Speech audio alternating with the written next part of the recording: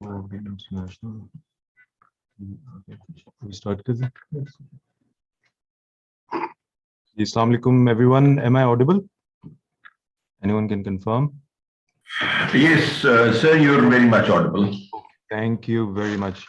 Okay, Assalamu alaikum and welcome everyone, and a very good afternoon. My name is Dr. Mohammed Maki, and I'm associated with the Center for International Peace and Stability here at NUST. And indeed, I will be your moderator for today's session. I welcome you all those who are online, to this last session of the conference. This session has been thematically devised to cover socio-economic well-being in the post-conflict societies or post-conflict contexts. And I'm very happy to see the multidisciplinary and diverse papers that we received and then selected to be presented today. And I'm pretty much sure that the respected audience will find the papers of their great interest, inshallah. Before we move forward, let me give you a quick format outlook for today's session. This session will span over to around 2 hours, and we will be closing it down at 4 p.m.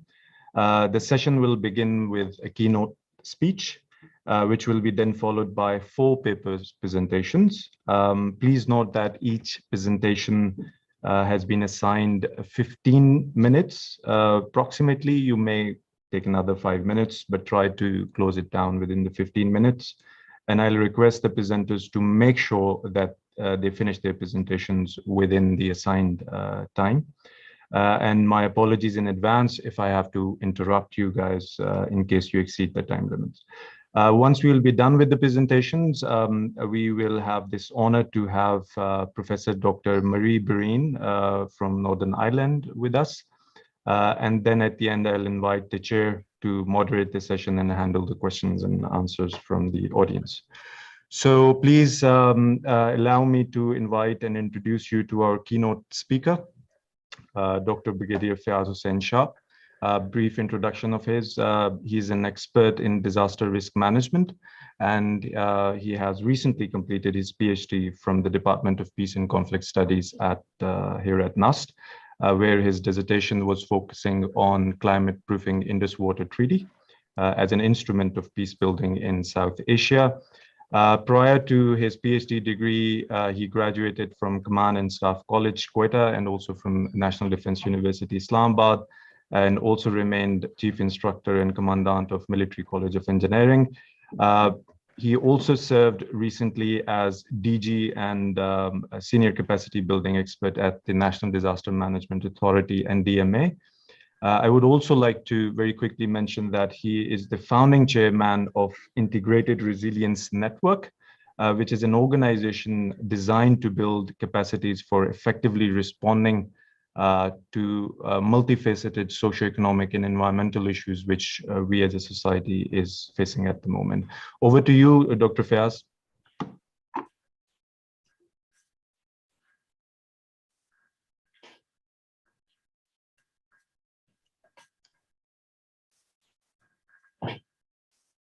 Dr. Fayaz.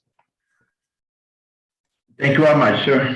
Thank you very much for inviting me. I am grateful to NUST providing this opportunity and the organizers of this very conference. Let me, right. May Allah subhanahu wa ta'ala help me convey the essence of my thought process in the best possible way.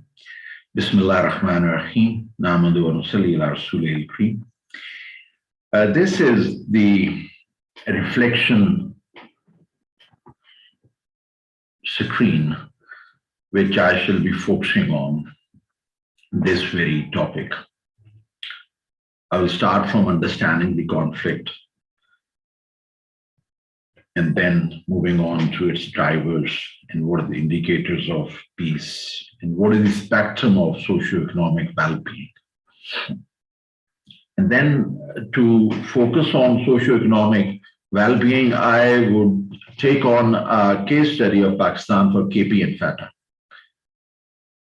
I will outline a strategy for achieving well-being at the end, and then I will close my talk, hopefully within time frame, by giving you the silver lining of socio-economic well-being in an area which has gone through a conflict.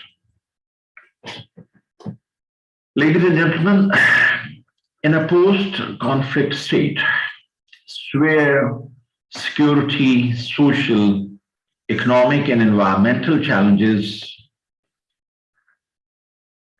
can easily lead to relapse of a conflict. If those are not taken care of, we can go into yet another conflict. So it's very important that one should understand the background of the conflict through which an area people had been through, and what are its reason, causes, factors behind, so that those are addressed right in the beginning.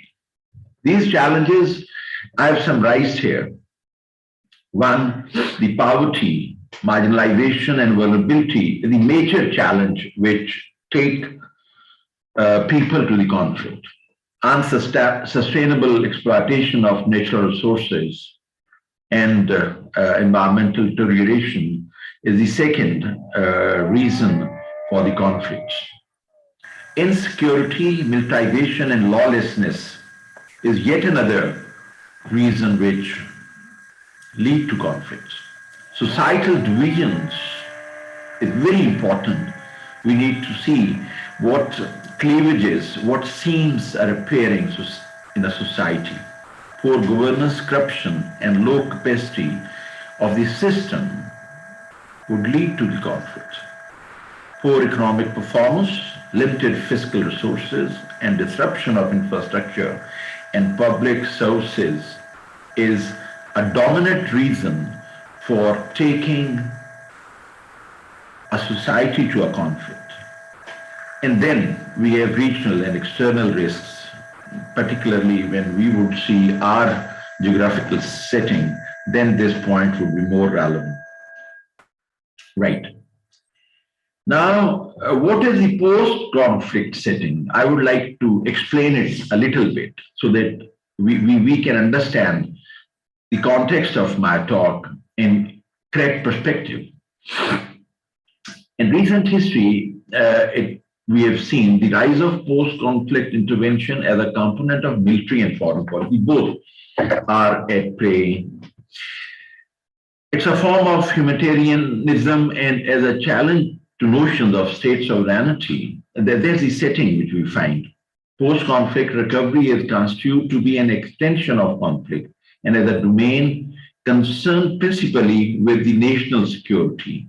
So that is the level when we are going into a post-conflict recovery, we are still into a national security paradigm, and a sort of extension exists of that very conflict, which we have recently managed.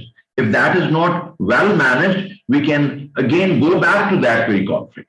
The subsequent politicization of post-conflict recovery and entry of post-conflict assistance into the political economy of conflict have fundamentally changed the policy making in practice.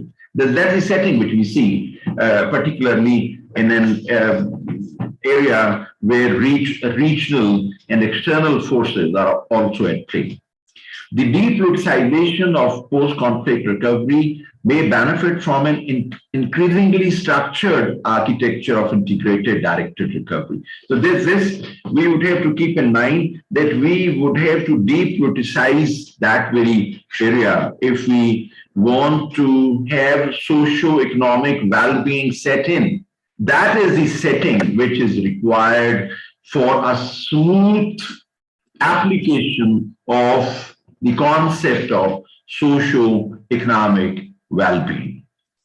Right. What are the drivers of conflict? I would like to highlight these drivers also, very important, because if we do not keep the drivers in mind, then we will not be able to control those, and we will not be able to ensure peace. And if peace is not there, the socio-economic well-being is not possible.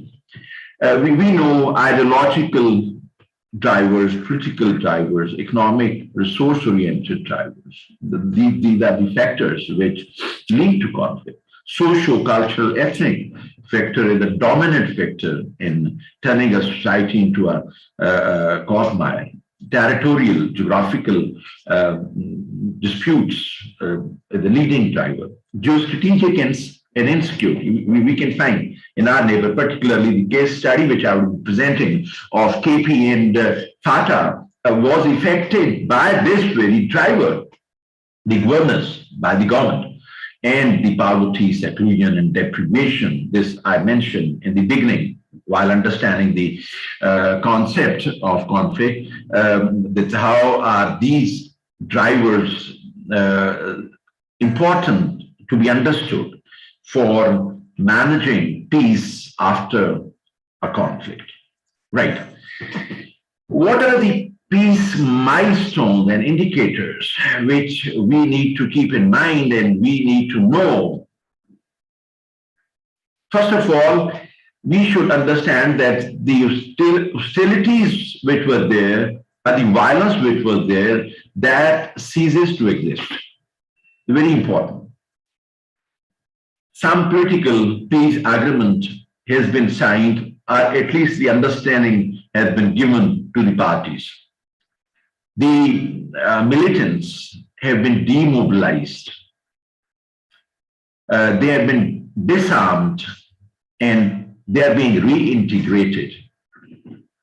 Repatriation of those refugees or internally displaced people to their original places, and a functioning state has been established, and the reconciliation and societal integration is being achieved, and the economic recovery is on its trajectory, positive trajectory.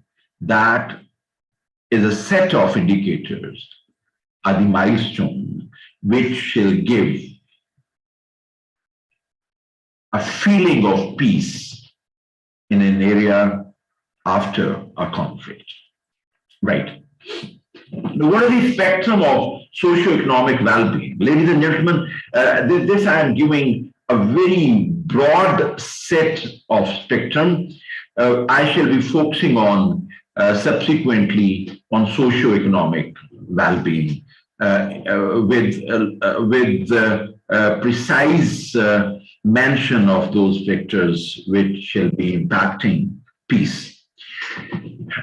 If we see the spectrum, basic biological needs of humans have to be met. Security and safety is very important. The humans need to be connected. A communication between society is very important. Psychological and emotional stability is an important factor in that spectrum. Cognitive, they really want to go into the routine which they were in before the conflict, particularly the learning routine, particularly the educational routine, informal, formal, all form of education which we see from here. And then is something which a society would need, which we need to take care of right from the beginning. Those static sense would start recovering. Self-actualization of a society would start accruing. The society would start transcending from a conflict-ridden to peace-flourishing environment. And at the end, those people would need a meaning in life. Very broad spectrum I have placed in front of you, but then I shall be focusing on the basic needs, that how one would start to move forward from this broad base to the apex of meaning in life. Right. This case study, you all are aware of FATA, Pakistan, federally administered tribal area we call FATA, in Khyber Pakhtunkhwa province, which is adjacent to it. This is the case study which I shall be sharing with you. And we have conducted at government level an unprecedented operation of fighting with the militants and taking out the people from there to IDP camps, and then after taking care of the militants, returning those people to their original dwellings. This is something unprecedented in a recent history, but Pakistan government and Pakistan Army has done it. And our people, great people of Khyber Pakhtunkhwa and Fatah, they've cooperated, and we are proud of them. And they went through those very hard times, but at the same time, that recovery process made us succeed in our conflict-ridden area. So that is the case study which I shall be taking on, inshallah. Right. The vision which we had established was there is an emerging peace, greater prosperity and tolerance in KP and Fatah. That was the vision which Pakistan has envisioned. A historic transformation is underway where the voices of all people are being heard, the rule of law is deepening, and the state is increasingly accountable, providing equitable opportunity for better health, education, and employment. Ladies and gentlemen, this was the future which was being seen for those people of conflict-ridden area by the government of Pakistan in when their socio-economic well-being was being taken care of. Right. What was the strategic objective? First objective was build responsiveness and effectiveness of the state to restore citizen trust. Very important. If the trust in the system is not there, peace will not exist. Stimulate employment and livelihood opportunities. Ensure the delivery of basic services. Basic needs are to be met with. This was the third strategic objective in that very area. And then the final objective was counter radicalization and foster reconciliation.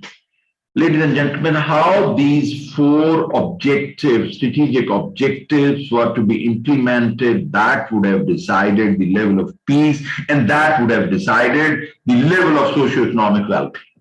Right.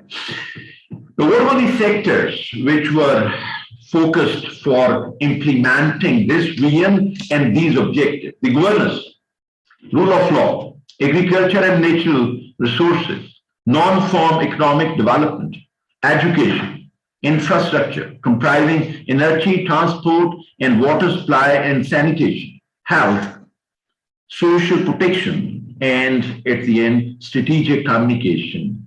Ladies and gentlemen, these sectors were focused for achieving socio-economic well-being in Fatah area, in KP area. Those were affected by the conflict.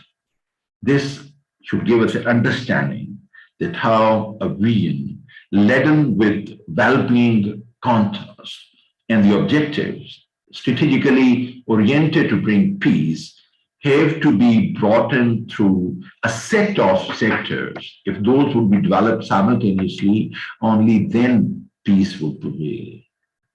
Right. Cross-cutting issues. Very important to know that peace building and crisis sensitivity was to be the forefront element for maintaining peace. The gender, very important, was to be taken care of. It was cross-cutting in all the vision, objectives, and sectoral developments, capacity development. If the capacity is not built, ladies and gentlemen, peace cannot prevail. Again, those reasons behind a conflict will return. Capacity would have to be built for sustainable peace in an area. Only then their socio-economic well-being would be addressed and taken care of. Right.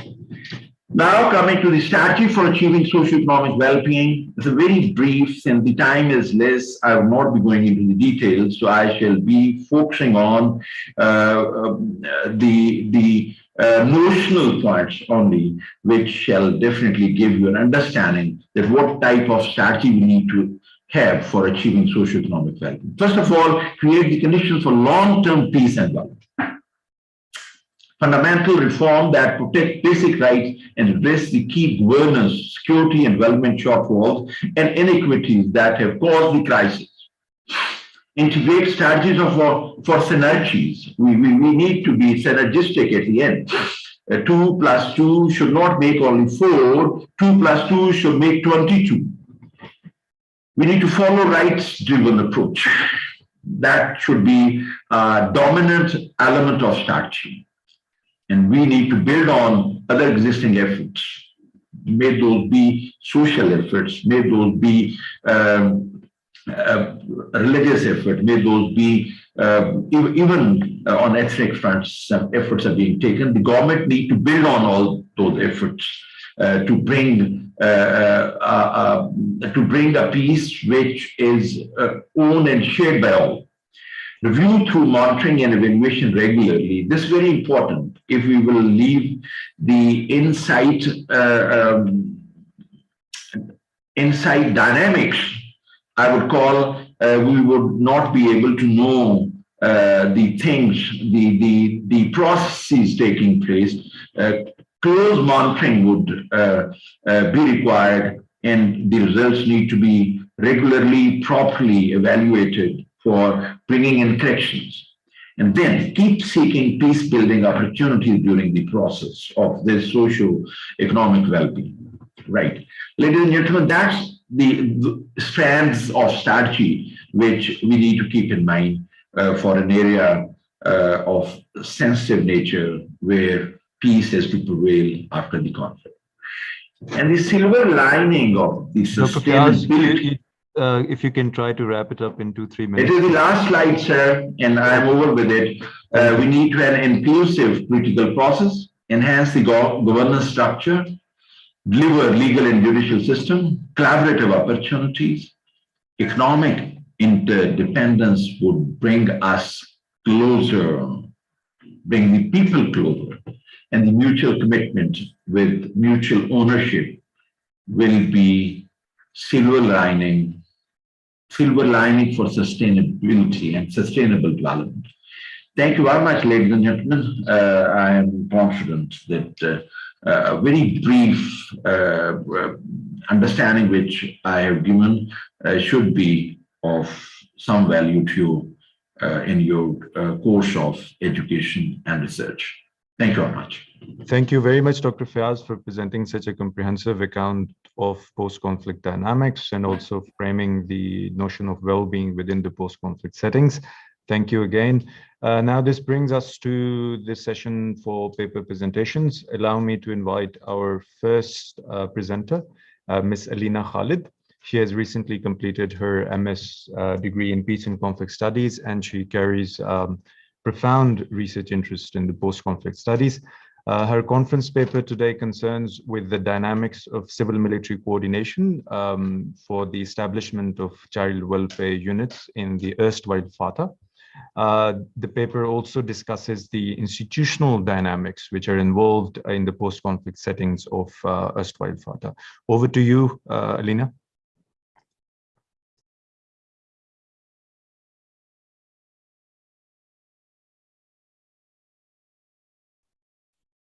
Assalamu alaikum.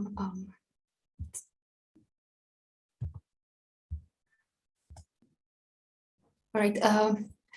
The background to this study has been provided by several indigenous authors, mentioning that children in erstwhile FATA have faced acute insecurities primarily due to 3 reasons, as Brigadier Saab has already mentioned, like protracted terrorism, consequent military operations, and internal displacements. So their well-being demand prioritized attention and a dedicated institutional arrangement. Much of the existing literature focused on, of course, terrorism, violent extremism, social welfare as a holistic concept, institutional structures and regulatory mechanisms, and the new entrant is structural inequalities. However, none of them directly catered the vulnerabilities issues and the child welfare needs in the post-conflict rehabilitation scenario of FATA. So with the 2018 merger with the Khyber Pakhtunkhwa province, they have been renamed as newly merged tribal districts. And the study is first of its kind in that scenario. Post-merger scenario basically implies that all the rules and regulations apply to any other district of KP are applicable to these NMTDs until proclaimed otherwise. So this very issue of child welfare, it falls within the administrative ambit of Khyber Pakhtunkhwa Child Protection and Welfare Commission. The fact here is that all the NMTDs have their geographical and demographical realities, so their needs are different. This creates the niche for Islamic arrangements for any viable future institutional infrastructure. So this paper elucidates the involvement of these very actors and their experiences regarding the child welfare protection and overall their experience concerning in the conflict, immediate post-conflict and post-merger environment.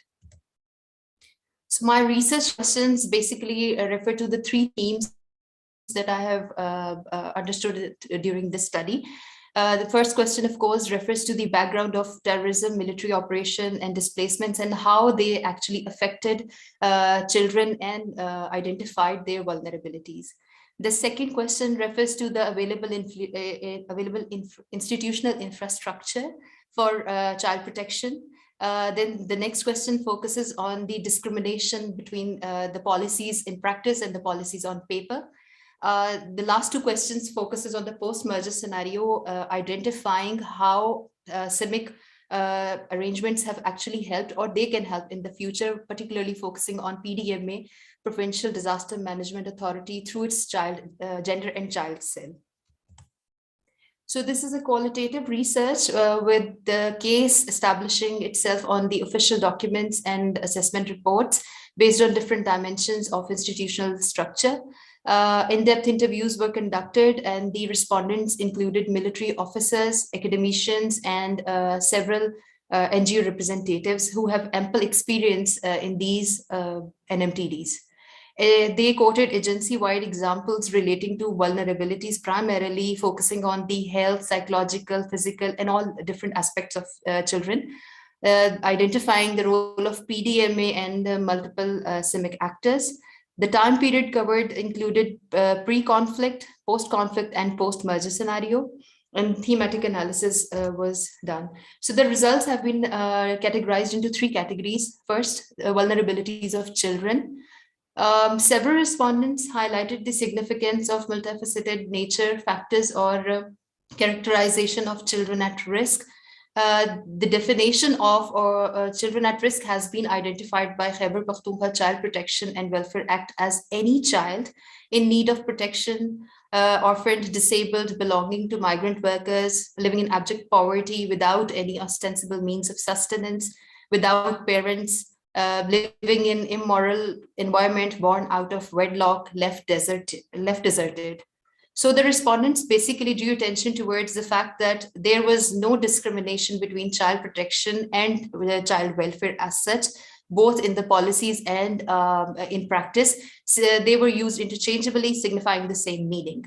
They identified the direct vulnerabilities as the impacts on their health, education, and psychological strength, and correlated it with terrorism, military operations, and internal displacements, as I identified in the start of the presentation. Indirect impacts included cultural or identity profiling, which was a major issue for the children, stereotyping, children's overall exposure and growth in ill-governed spaces, and informal economy. Then they were demographically varying vulnerabilities. For example, children till the age of 5 years faced health issues, 5 years and above faced educational problems, particularly female children's and their schools were targeted due to this terrorism issue. And they were exposed to a specific school of thought, primarily madrasas education, and the dialect issues were specifically faced by the children of South Waziristan. Then the second findings related to the pre-existing institutional arrangements and CIMIC arrangement for the child welfare. So this research confirms that child protection and welfare has been a highly ignored area of concern. There remained a remarkable difference between policies in paper and those actually practiced. Despite the establishment of social sector department under the previously established FATA Secretariat, acknowledgement in the form of effective and viable institutional infrastructure was limited. Even the administrative bodies or the policy making bodies, they were not synchronized as such while performing. For example, the Planning and Development Department and the FATA Secretariat, they themselves differed in their priorities, funds allocation, and utilization of available vulnerability or needs assessment reports while planning, devising, and even implementing those policies. So national development organizations like Sarhad Rural Support Program and UN organizations, several NGOs and INGOs, they provided immense support, but they were basically project-based support. So the comprehensive FATA Sustainable Return and Rehabilitation Strategy, commonly called as the R&R strategy, was the main document that was extensively incorporated by almost all the stakeholders, particularly the government organizations. So military acted, of course, here as a key player in community engagement and development by operating through existing social tribal hierarchy involving Malaks or Masharans, thus positioning themselves within the security development nexus. This was the major reason how they performed, because they did not sideline the original structure, they actually used it. So they provided viable educational institutions in the form of cadet colleges, APS, and other humanitarian responses during the displacement and rehabilitation phases. Then the role of the Gender and Child Cell, PDMA, this was a few of the respondents, both from the military and development sector, emphasized the role of PDMA through its Gender and Child Cell, because this cell actually has the mandate of guarding and tending the affairs of children at risk and carrying out thorough risk and needs assessment instead of few agenda-based projects that were carried out in these NMTDs in the past. So from this standpoint, it constitutes as core civilian component for all future CIVIC arrangements, and it can provide the groundwork upon which capacity building and cooperation requirements of new child protection units can be formulated. So the key here is that the needs of the children as identified must be reflected. So in needs assessment analysis according to the weightage given to them by the recipients, instead of again creating the problems of integration we faced previously. Military, as being involved in all post-conflict phases as well as those of disaster risk management, can help in devising plans, detailing district-wise security and service needs, possible risks to which these children are exposed, and mechanism that can be employed to avoid loss or to minimize it, thus assisting their civilian counterparts, that is the Gender and Child Cell. So the concluding remarks are that these children are, of course, extremely and severely vulnerable due to the problems, as we have all mentioned, terrorism, military operations, and internal displacements. Then the security development nexus in NMTDs, this research basically highlights that functionalized arrangement through CIMIC arrangements must be there for the immediate transitionary post-conflict and post-merger scenarios. And lastly, the context-specific and community-driven approaches need to be adopted. PDMA, through its Gender and Child Cell, is the pivotal area that we all need to understand, that they can help in identifying the needs of children, and they can act as the advisory body before new CPUs can be established under the Khyber Pakhtunkhwa Child Protection and Welfare Act. So that's my presentation. Thank you very much, Elena. Such a comprehensive presentation. And I can also see Professor Marie Breen, who has joined us from Northern Ireland. Hello, Professor. Thank you very much. Hi, I think you're now on mute. So we welcome you. We are having at the moment session for the paper presentation. So we will have 3 more papers followed by your talk and remarks. Thank you again. Looking forward. Thank you. Okay. Thank you. Nice to be here. Pleasure. Okay, so now I will move on to the second paper presentation. I'll request Mr. Latif Hakim Zaisab who is currently associated with the Department of Sociology at the Abdul Wali Khan University, Mardan. The paper is being co-authored by Professor Syed Rashid Ali, who I personally know, and Professor Rashid has extensive contributions within the socio-economic post-conflict dynamics, with particular focus on de-radicalization, rehabilitation, and counter-violent extremism. So today's their paper presentation will elucidate the role of Sabaun, a de-radicalization center, which I personally had a chance to interact with, and how the Sabaun case can help us to understand the construct of well-being of juvenile militants within the context of de-radicalization, emancipation, and reintegration program. And it is, in my humble opinion, a very novel idea. And we do look forward to your presentations and discussion. So over to you, Latif sir. Thank you, sir. Am I audible to you? Yes, you are. Okay, thank you, sir. Good afternoon and assalamu alaikum, everyone. My name is Khaber, and the presentation topic which I'm going to present is exploring the role of Sabaun in improving the well-being of former juvenile militants in the Swat Valley of Pakistan. So let me begin with the background of the program. After the attack of 9/11, some crisis emerged in the form of rise of Taliban in Swat Valley of Pakistan, which shook the whole society. There are some segments and sections of society who were weak and were vulnerable and were unable to cope up with the crisis properly, were faced with a number of challenges. These segments and factions included children, poor, less or uneducated people. The crisis and challenges pushed these vulnerable children and these vulnerable groups towards extremism, which resulted in making them militants. After the crisis ended and after the crisis, some of these children were either arrested or were surrendered or were turned in by their families. So as these children could not be tried in any court of law, so there was a need of soft measures such as de-radicalization and rehabilitation program. So for that purpose, the government of Khyber Pakhtunkhwa, in collaboration with Pakistan Army, formulated a proper setup in the shape of Sabaun de-radicalization and emancipation program for the rehabilitation and improvement of the well-being of these children and these former juvenile militants.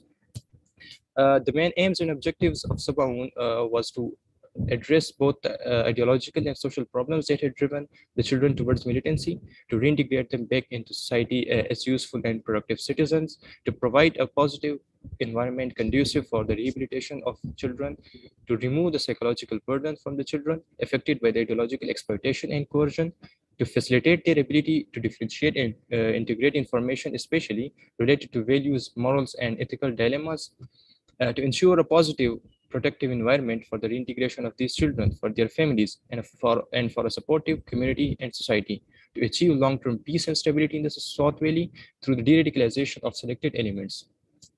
The theoretical approaches used in the Sabaun program was based on identical theory and community approach. Identical theory was a key element in Sabaun and was adopted to reconstruct their identities and to create a long-term sustainable change within these former juvenile militants. The different in community approach, different factions of society and community and experts in different fields were involved in Sabaun to enhance the capacity of community and to promote alternative activities to radicalization. The main question of the research was to investigate how much Sabaun was successful in its efforts in improving the well-being of these children through its de-radicalization and rehabilitation module. This research is mainly qualitative. Both the primary and secondary sources were utilized in this research. The primary sources included a number of formal and informal open-ended interviews from the former staff members of Sabaun, included teachers and psychologists. The interviews conducted were of exploratory nature to explore various aspects of the program and its impact on the children. The data collected through interviews were then analyzed thematically and was compared with available literature. For secondary data, research papers, journals, newspapers and articles, documentaries, and reports of studies undertaken by various governments or various government or non-government organizations were also utilized. Although this research has certain limitations, such as the Sabaun Center has been closed down, which has limited this research to a large extent and was impossible to observe the program closely. Beside this, the access to the former beneficiaries of the program is also restricted, and these former beneficiaries are not allowed to meet anyone or share their experiences with anyone. So most of the data was utilized through interviews with the former staff members of Sabaun, included instructors, teachers, and psychologists. And these former were the members who were involved in Sabaun in different capacities. The rehabilitation module of Sabaun de-radicalization emancipation program comprised of 4 components. Number 1 was psychosocial support, educational module, social module, and vocational training. The psychosocial support consists of psychological and psychological counseling and psychological therapy. It was for the indoctrination of extremist ideology to provide treatment to those who had injuries, nightmares, or trauma and suffered from various psychological, emotional, and physical disorder due to physical and sexual abuse before coming to Sabaun. It also covered discussions of detainees' concerns about their personal life, social and ideological issues, behavioral modification, and family counseling. The education module comprised of both formal education as well as the corrective religious education. The main aim of the education module was to make them moderate in their beliefs and actions and to develop critical thinking abilities. It also countered extremist ideology and to promote religious pluralism and tolerance. They also, within this Sabaun Center, they also provide vocational training in different fields such as computer skills, basic electrician skills, appliance repair, refrigeration, automobile mechanics, etc. The 4th and the last module was social module, which comprised of social and community services, which included counseling sessions with the detainees and also with their families. Discussions and conclusions. The methods used at Sabaun were formulated with the long-term goals of achieving well-being of the children and those former juvenile militants. Sabaun used concepts from social psychology to heal emotional and psychological wounds and restored a healthy mindset by introducing a secure space for psychosocial intervention of the detainees. The formal education within the Sabaun Center aimed to help the children to have more informed, balanced, and modern perspective, and to promote critical thinking and enabling them to pursue and continue higher education. Extracurricular activities and recreational activities such as sports and games, debates, drama competitions, cultural events, art, study tours were also conducted, which helped in reforming their personality positively. These children were trained to get back a sense of responsibility, self-worth, respect, and value of life. They were also educated about human values, human sympathy, love for humanity. Sabaun program transformed these extremist and violent children who not only acted violently, but witnessed violent acts into non-violent, peaceful, moderate, and tolerant individuals. Sabaun helped them in becoming responsible, useful, productive, and law-abiding citizens in the society. It not only de-radicalized and rehabilitated the former militants, but also ensured and improved their well-being in the social, educational, and professional life. It equipped them with vocational skills to make them able to create livelihood and support themselves if in case they are unable to continue education or find any employment. The Sabaun program improved their economic well-being by enabling them to generate income through fair and legal means and avoid force or other violent means for fulfilling their needs. Majority of these former juvenile militants and former beneficiaries of the Sabaun program are now running their own small businesses, such as auto mechanic workshops, carpentry, electronic appliance repairs, etc. While some have secured higher education from different higher education institutions in Pakistan and are serving in different government and non-government institutions. Thank you. This is done from my side. Thank you, sir. Thank you, Latif. I was just wondering, you mentioned, I guess, Sabaun has been closed down at the moment? Yes, sir, it has been closed down in August 2019. Okay, so it's been a while. Thank you very much. And I think you guys have done a splendid job, because there are very few studies which concerns the post-release or reintegration studies related to these rehabilitation programs. Thank you very much, Latif. We will come back to you during the discussion and question answer session. Now, please invite, I'd like to invite our next presenter, Ms. Sara Leem Haki. The paper is being co-authored by Major Nazia Mustafa, who is currently serving at the GHQ Rawalpindi. Sara will be presenting her cross-sectional study concerning the mental health of UN Pakistani peacekeepers. And I'm sure that Ms. Nazia and Sarah both are well aware that one of our Department of Peacekeeping Training at SIPS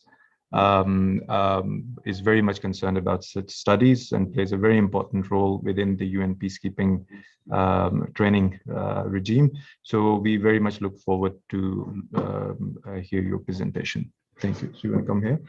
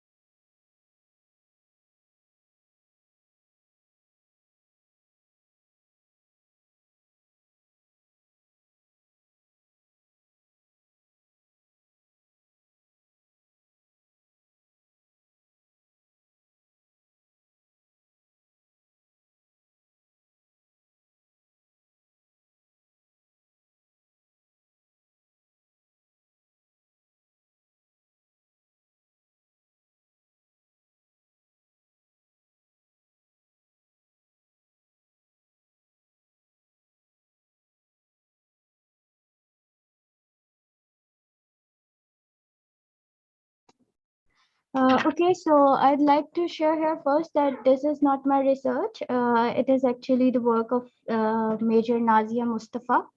And her work is titled is Peacekeepers Stress Syndrome Real, a cross-sectional study of soldiers at UN mission.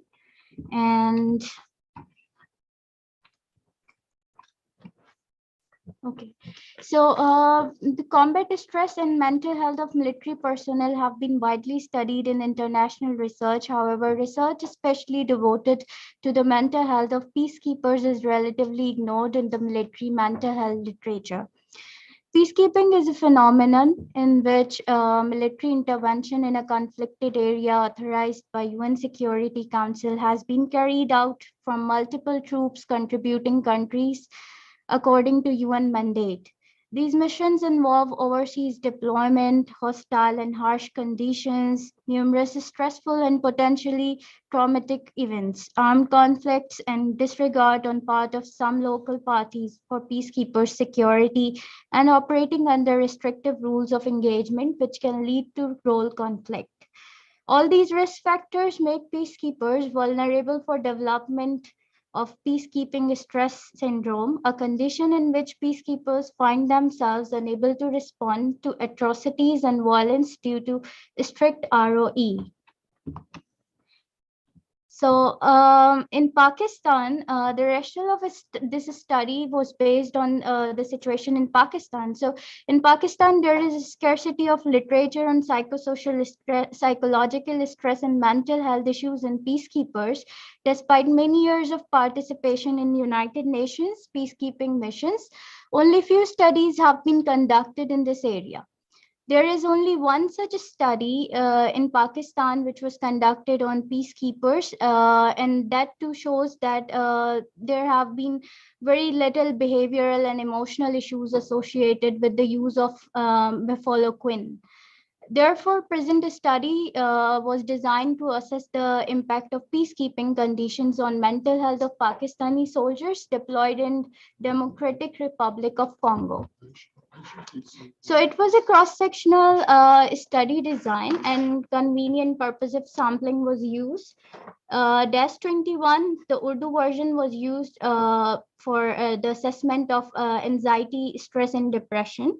And 536 Pakistani peacekeepers with age range 20 to 56 years and mean age of 33.31 were deployed in DRC, were used in this study. Ethical approval was sought from Psychological Research Wing of PADTE GHQ.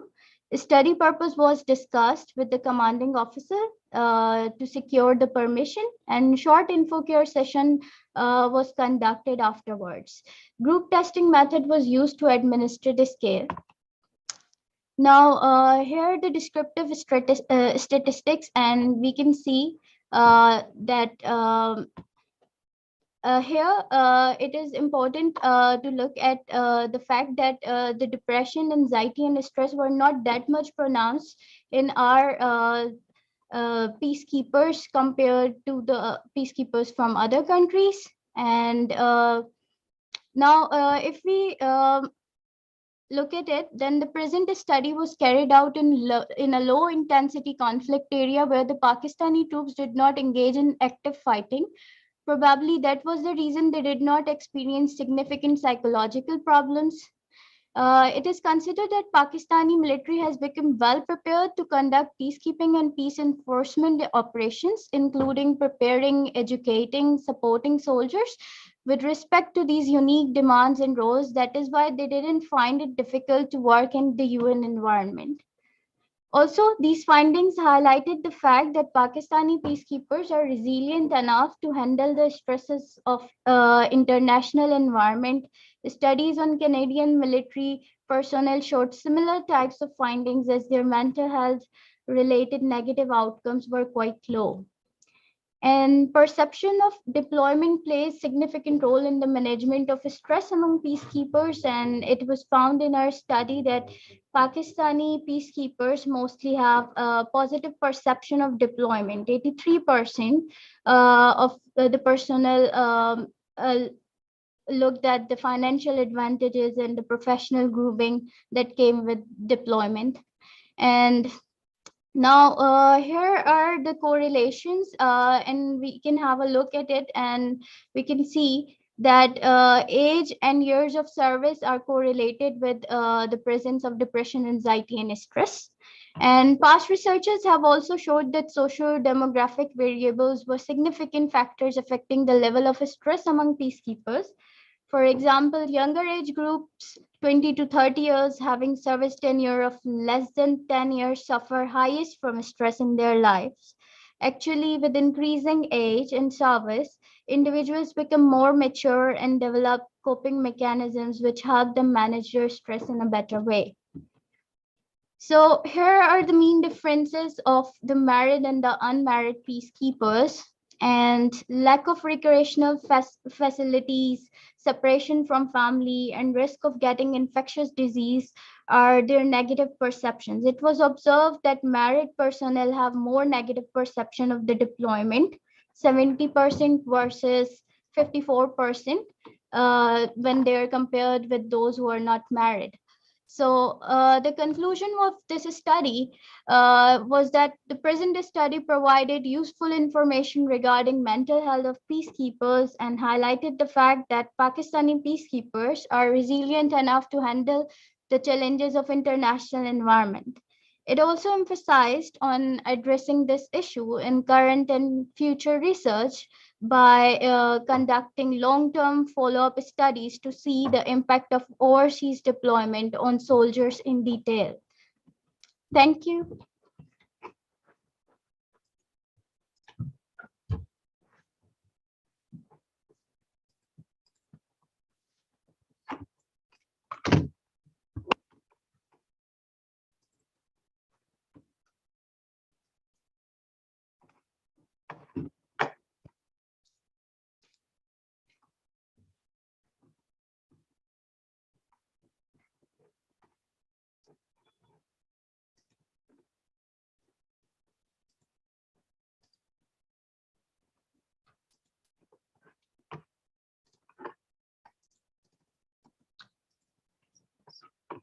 You guys just give us a second.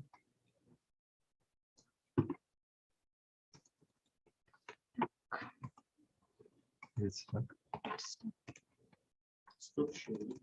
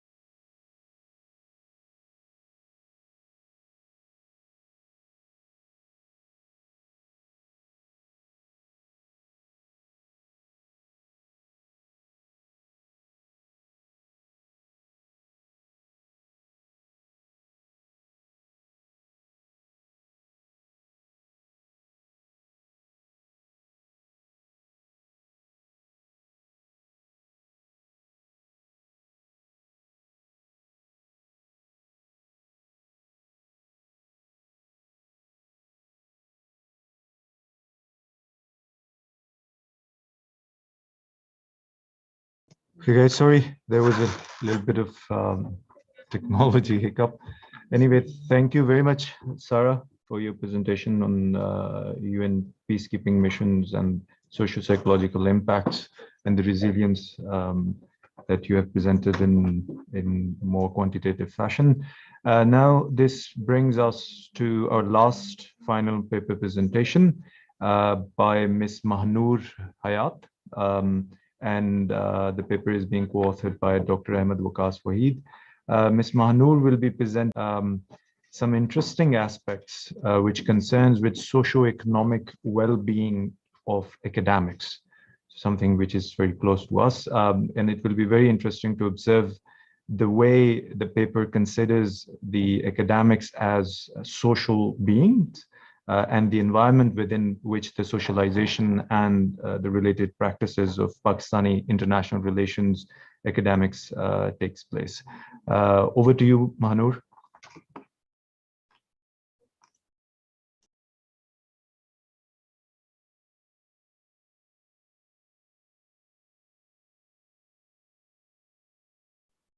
Assalamu alaikum. Am I audible? Yes, you are. Okay, thank you.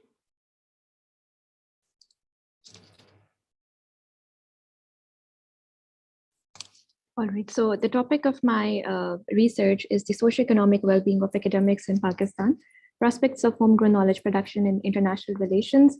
I am Mahnoor Hayat Malik, and I have graduated with a degree in Masters in Peace and Conflict Studies from NAST. And I have co-authored this paper with Dr. Ahmed Waqas Waheed. He is an assistant professor at the National University of Sciences and Technology. So beginning with the introduction of my study, we have seen that researchers, they increasingly began studying international relations as a blinkered discipline following the inceptive investigation of IR as an American social science. Since then, there is growing criticism against the overall Western character of the discipline of IR. And scholars have therefore urged for the transcendence of IR's disciplinary boundaries. So with IR scholars around the world searching for their own voice and re-examining their traditions in order to diversify the sources of knowledge that inform IR thinking, it is very important to study what the problem of Western intellectual hegemony in IR means for into the discipline of IR in Pakistan, or to the National Academy of Pakistani IR. Since the very beginning, Pakistani academia, the field of social sciences, and more specifically the discipline of IR, has found itself under a strong intellectual stranglehold of the West. Now, if we focus on the academic discipline of IR in Pakistan, we observe that the academic and intellectual interests in the field are essentially developed using analytical tools and themes that are situated within the provided foreign spectrum. Now, as world politics has been established as a mere product of Western-oriented and Eurocentric intellectual subjectivities, this unleashes considerable ramifications on the identity of Pakistan at the international level of knowledge production and the discipline of IR in Pakistan, where knowledge on Pakistan is based on anti-Pakistan narratives or negative interpretations of Pakistan. So here, when we are looking at the knowledge or the discourse that is being produced in the global field of IR, we're not only concerned with the concepts or the theories in the field, we're also looking at how the global field is defining the identities of different states and different actors. With this being the case, it is very important to make an investigation into the seemingly handicapped knowledge production patterns and orientations in the field of IR in Pakistan. We really need to see what Pakistan is doing in this regard. Moving on to the research objectives of my study, this research includes the following considerations. Number one is to provide an introspective point of view on the disciplinary limitation of a Eurocentric IR by searching for reasons behind the prevalence of the Eurocentric bias and the dominating worldview in the field in the specific case of Pakistan. Number two is to examine the environment in which the socialization and professional practices of Pakistani IR academics take place. And number three is to assess how the economic conditions which Pakistani academics find themselves in, how these conditions affect the state of the field in the country. So I have conducted this research, while remaining within the scope of the notion of Eurocentrism. Now, this notion has been understood by various scholars in different ways. For some, it is analysis that predominantly revolve around the West as its central point of focus. For others, Eurocentrism is an embracement of all Western things. And most commonly, the concept is understood in European ethnocentric term. a very basic understanding of the concept is the idea or practice of placing Europe at the center of one's worldview. Now, the concept, despite recognizing the Western hyperagency in world politics, provides a very comprehensive critical framework for anti-Eurocentric conceptualization of world politics. In other words, it allows one to be critical of the West or anti-Eurocentric while being situated within a Eurocentric frame. These are the following questions that my study covers. How does the Eurocentric worldview continue to dominate the discipline of higher in Pakistan? In what environment do socialization and professional practices of Pakistani higher academics take place? What is the role of economic conditions which Pakistani academics find themselves in knowledge production in the field of higher in Pakistan? So question 2 and 3 combine, basically answer the question of how does the socio-economic well-being of Pakistani higher academics affect the development of Pakistani higher as a truly national academy? So this research adopts an explanatory approach, since it responds to the how question and deals with different processes that are related to knowledge production in the field. This research is methodologically significant since existing works that are focused on the theme of Western dominance in the global field of higher or the discipline of higher in Pakistan. They basically have adopted the method of thematic analysis involving the reviewing of the university curricula or of higher programs or the data on the topics of PhD and MPhil thesis submitted to higher departments in different Pakistani universities. So the views of Pakistani doctoral higher academics regarding the problem gathered through qualitative interviewing is what makes this research methodologically significant. And based on the objectives of this research, the participants for the interview were doctoral higher academics in Pakistan because these academics, the higher education structure in Pakistan has linked the promotion of these academics to the number of research publications. So because these academics are actively taking part in the research practice, and because this research looks at the quality of the research that is being produced in the field, this is why these were the most suitable target for this study. This research adopts a qualitative methodology, and snowball networking technique was used to increase the sample size, and then interpretive analysis of interviews was conducted for this study. These are the respondents that took part in my study. All of them were doctoral higher academics based in Pakistan. Some of them were based in Islamabad, some in Peshawar, and some in Karachi. Moving on to the research findings of my study, I have divided the findings into 3 sections.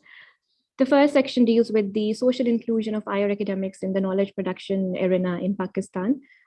This basically refers to their struggle in gaining relevance when it comes to producing knowledge in the country. So by considering academics as social beings, this research reveals that the environment in which the socialization and professional practices of Pakistani higher academics take place, that leads to intellectual output that adheres to Western intellectual thinking. And all academics who were interviewed were well aware of the pervasiveness of Eurocentric thinking in the field. Now, there's a domination of the realist tradition in the field of higher theory in the country. It is the state-centric research culture that is dominating in Pakistan in terms of setting research agendas for most relevant knowledge producers. Now, the most relevant knowledge producers are think tanks, research institutes, and these are also, the knowledge producers who produce most of the research in the field. Now, the government agencies, they have low appetite for university research, and more of think tank research is demanded. This is because the university research is very dense. It is rigorous when it comes to methodology and theory.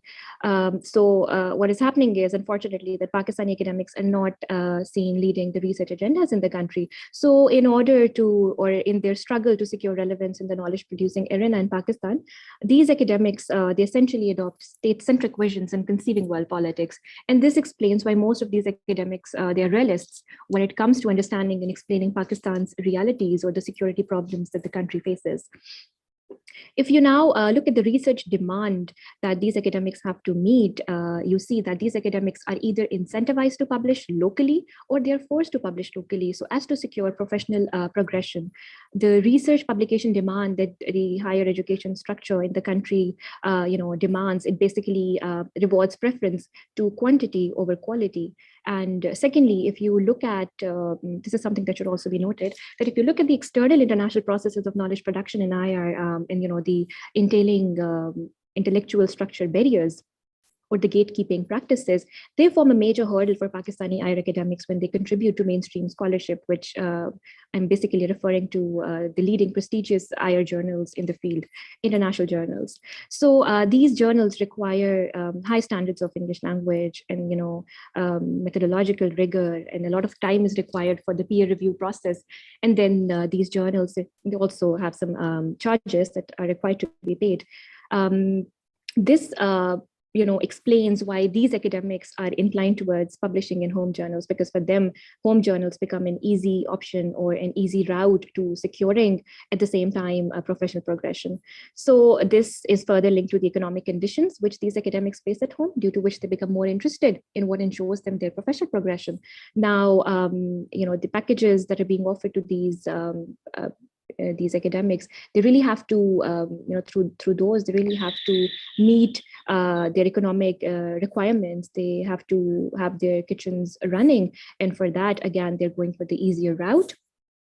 And secondly, if you talk about the monetary incentives, you see that the higher education structure does not, offer them any kind of incentives which they can take and use to conduct their own research or their own independent projects. So if you further look at the environment in Pakistan for research, now there is an unconducive environment for critical thinking. There are various reasons for that. Number one, you see that there's extensive teaching workload on these academics. There's a high student to teacher ratio that these academics have to, deal with. And then again, the point raised before, the higher education structure in Pakistan does not facilitate creative intellectual endeavors of Pakistani academics.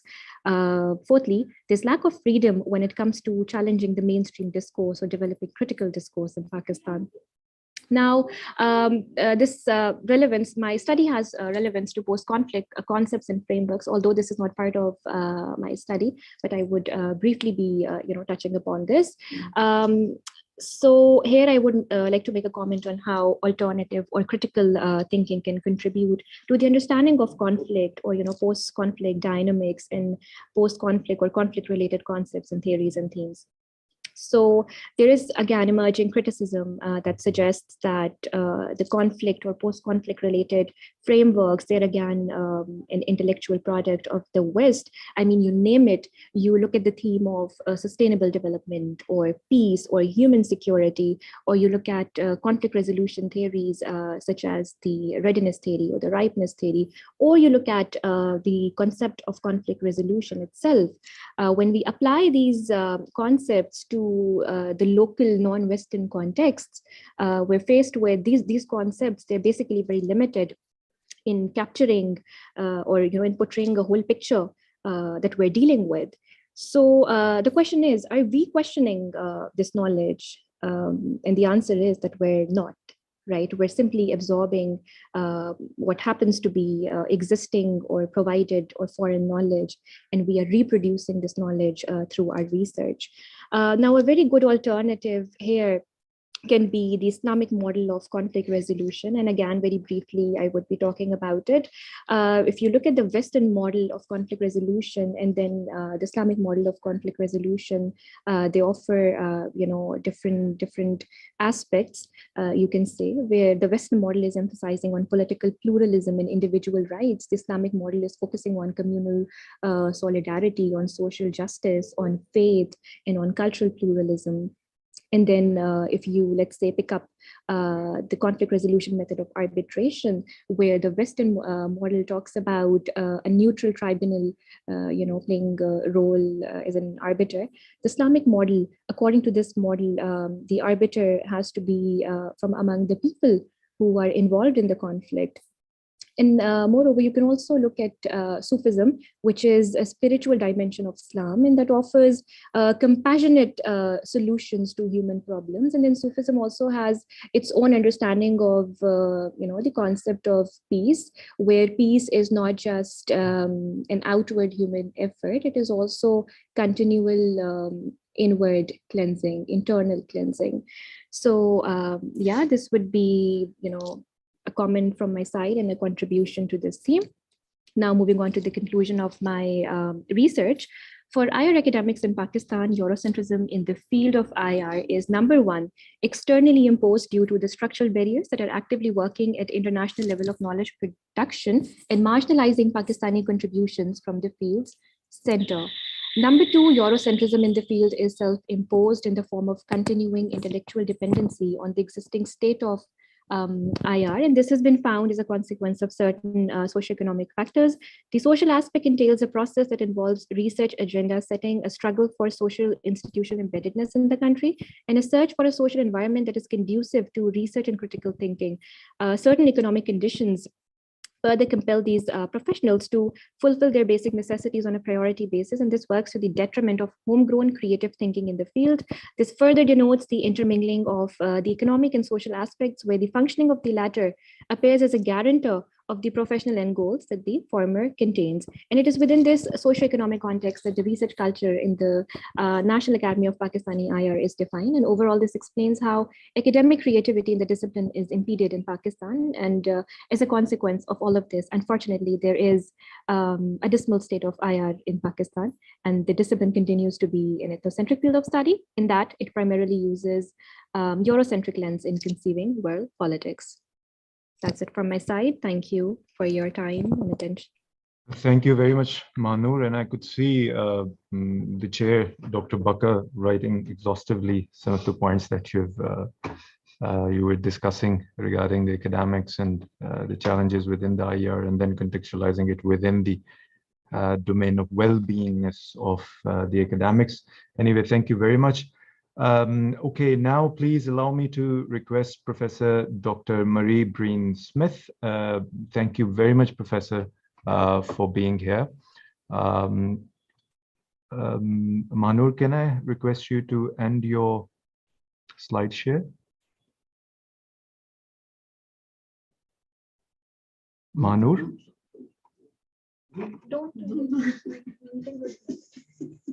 Okay.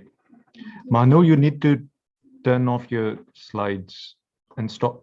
Sir, yeah, I am trying to do that. Just give me a second. Sorry. So thank you very much, Professor Marie, for being here with us. A brief introduction. Professor is a very well-marked researcher, and she has extensively published on the topics concerning Northern Ireland and related conflict. But more importantly, some of the thematic areas she has contributed significantly. They include children and armed conflict, human dimensions of violent conflicts, and also religion and conflict, etc. She has also been the director of Center for the Study of Radicalization and Contemporary Political Violence at Aberystwyth University, UK. Apologies for my lack of pronunciation. Professor Breen, I'm one of your readers of the edited book on critical terrorism studies. I think it is co-edited by Professor Richard Jackson. The book has always been helpful for me personally, and also for my students, to understand the multiple facets that surrounds the orthodox and then the critical terrorism studies, and then hosting it within the peace and conflict studies as a discipline. So perhaps this critical terrorism studies can also help us to understand the human-centric approach to comprehend the social well-being within the post-conflict or conflict-ridden societies.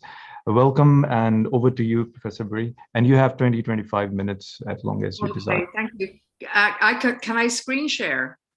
You can, please. Sure. Okay, that's fabulous. Thank you. Let me, oh goodness. Let me quickly try to do that. Are you seeing my screen? Not yet. Okay, let me try again.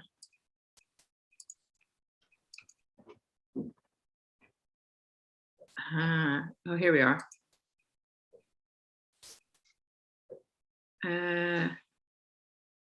What on earth is going on?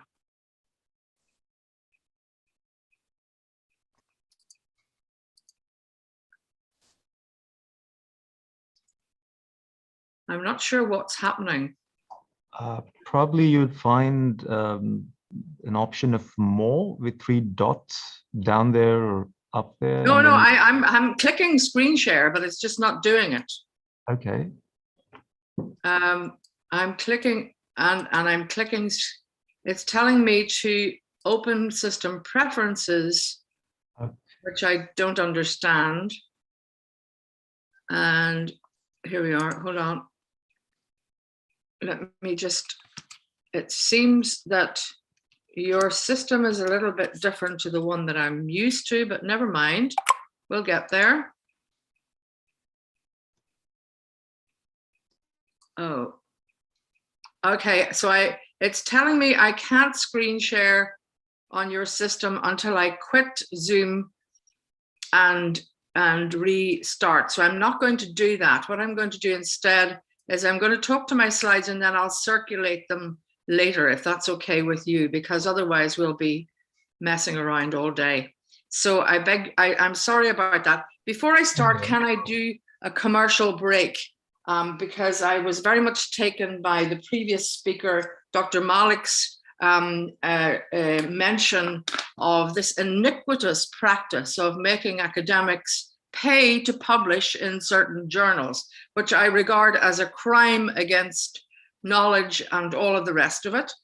And can I just say that I'm an editor of a journal, Critical Studies in Terrorism. We privilege contributions from the Global South.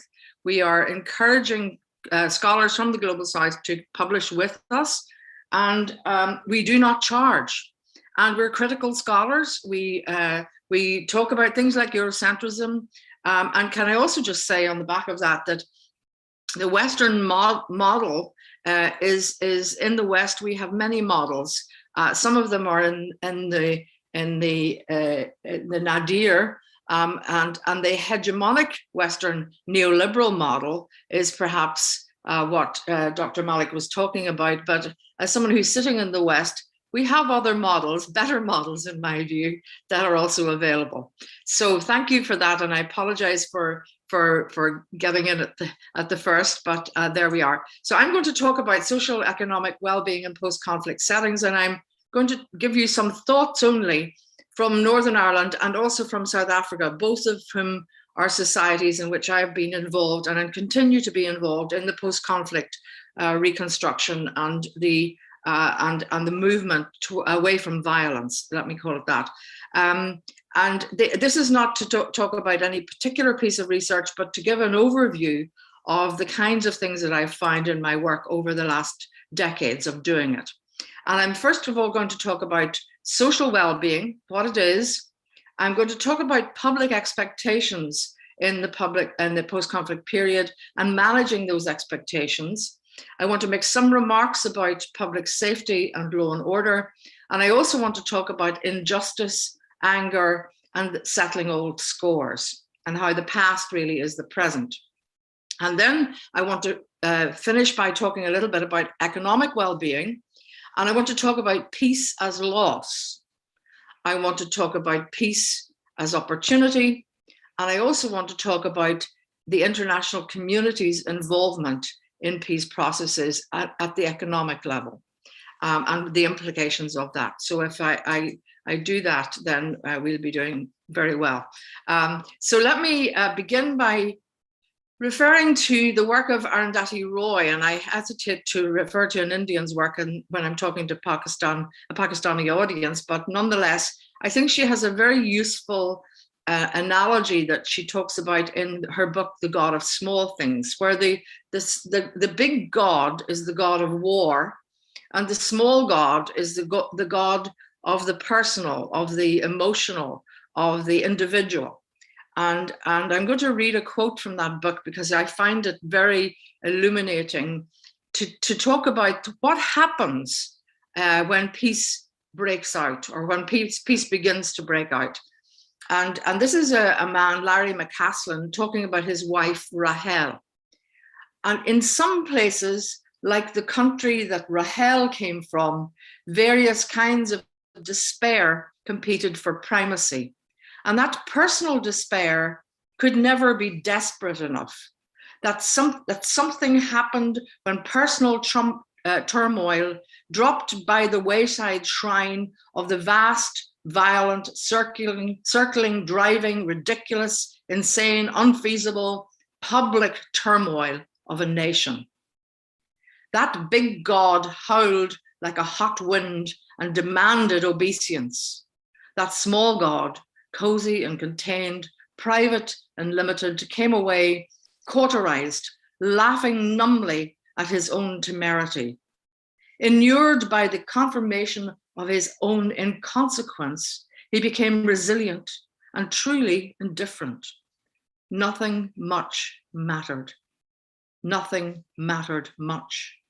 And the less it mattered, the less it mattered.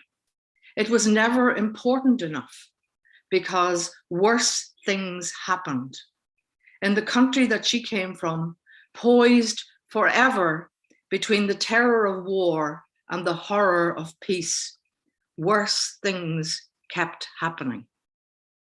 So the thing that I take away from that is this idea of the terror of war and the horror of peace. We have screen sharing. How wonderful. Okay, this is fantastic. Thank you, that's wonderful. Now let me just see if I can move it now. Oh, somebody is working it for me. We're on to the next slide. The only thing about this is that you seem to be controlling my, here we are. There, I think I'm controlling them now. That is the quote. I will circulate the PowerPoint when we're finished, and you can read this yourself. Can I have the next slide, please? Thank you. So the terror of war and the horror of peace is the next slide. So the terror of war during conflict, you have personal danger and threat to life, but after the end of conflict, personal danger shifts, but it's very uncertain. And there are many people who live in the post-conflict period who can't trust that safety, who keep watching the door, who keep expecting the bomb under their car. Then under the conflict period, you need to know who your enemies and friends are. And there's a group identification, which is very strong, because you know that your group are friends and the other group are enemies. And then after the conflict period, your group is either a winner or a loser quite often. There are very few conflicts in which everyone is a winner. The Northern Ireland conflict has been sold as such, but actually it isn't like that. Very often, and right now we have a very strong sense amongst the Protestant or the Unionist community that they are the losers, and they have been the losers from the get-go. And of course, for people who've been in the dominant group, equality in the new regime can feel like oppression. So then the next, so the threat is no longer to you personally, but it's to your group. So anyway, then during the conflict, there's a great deal of fear and anger, and this dominant discourse is expressed in the public domain. But after the conflict is over, there's all sorts of confusions. There's a great deal of euphoria, and the dominant discourse changes, which may or may not actually coincide with what's going on for you personally or for your group. So after the Good Friday Agreement, after the peace process in Northern Ireland, and indeed the transition in South Africa, there was a great deal of euphoria. But for people in the old National Party, the old Boers in South Africa, or indeed for sections of the Loyalist community here in Northern Ireland, this felt like a defeat. And of course, the anger and fear that still resided with them had no public expression anymore, and they had been used to having their views represented publicly in the media. During the conflict period, the quote from Arundhati Roy reflects this: grief, loss, and despair is very much a private matter. It's your business, and you must contain it yourself and manage it yourself. Whereas after the conflict is over, grief and loss and demands for justice and truth shift into that center stage. And we've seen that both in South Africa and in Northern Ireland. And this continues to the present day in Northern Ireland. And this is many decades after the signing of the peace agreement. And then finally, the evidence of the threat or the damage or the hurt during the conflict is proof of the barbarism of your enemy. And then after the conflict, it's still a proof of the barbarism of the enemy, but it's actually then trailed out and repeated and repeated over and over and over again, and it becomes a war by other means. May I have the next slide, please? Hello? Thank you. So then let's talk about public expectations, because the public both within the country, but also internationally, after the conflict is over, there's an expectation of swift transformation. There's a euphoria, everything's going to change, the war is over, we dreamed of this day, and so on. Yet none of these transformations can be swift. Demilitarization takes time. The deconstruction of military hardware, the removal of fortifications from buildings and so on takes a great deal of time. And peacetime law enforcement, as we've discovered in both South Africa and Northern Ireland, is an aspiration rather than a reality for many decades after the conflict is over, because we're not merely changing hardware, we're changing the software in people's heads. And that is what takes the time. And I've published an article about this in one of the journals, if anyone's interested. Losers can see no progress or advantage. And quite often losers are sidelined in this period. The people who feel that they've lost, that they're not invested in the peace. And there are losers because, for example, in Northern Ireland, our prisons emptied overnight. And so all of the people who were employed in the prison industrial complex became unemployed, or their incomes reduced. All of the catering services, all of the guards, all of the infrastructure that surrounded the prisons was suddenly impoverished compared to what they had been used to for the decades during the conflict. The same thing true of police overtime and glaziers who were forever replacing broken windows and bombed buildings. Many people actually lost out. And of course, the danger is that the people who lose out from peace may become spoilers. They may be, and indeed have become, spoilers who set out to undermine the processes that move us towards a peaceful society. Many others, of course, the former freedom fighters, the combatants, and some of these bodyguards, some of the fugitives who had to flee the country, and some of the warmongers must find new meaning in life. Survival is no longer sufficient. And quite often, many of these people are milling around and they really don't have another available meaning to grasp onto. And therefore, the importance of the rehabilitation of prisoners, of DDR processes for former combatants, of re-education, of training, and making avenues into trades and occupations available to these people become absolutely central. Yet there's a great outcry, particularly from the victim sector in the society, of us rewarding people who have been up to no good in the past. And how can we plow resources into these people because actually we're rewarding them? Actually, this is important in terms of the long-term sustainability of peace. And yet it's a politically difficult thing to do.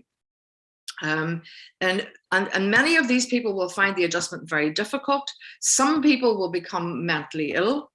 The suicide rate invariably rises after a war is over. And we see this in many societies across the world.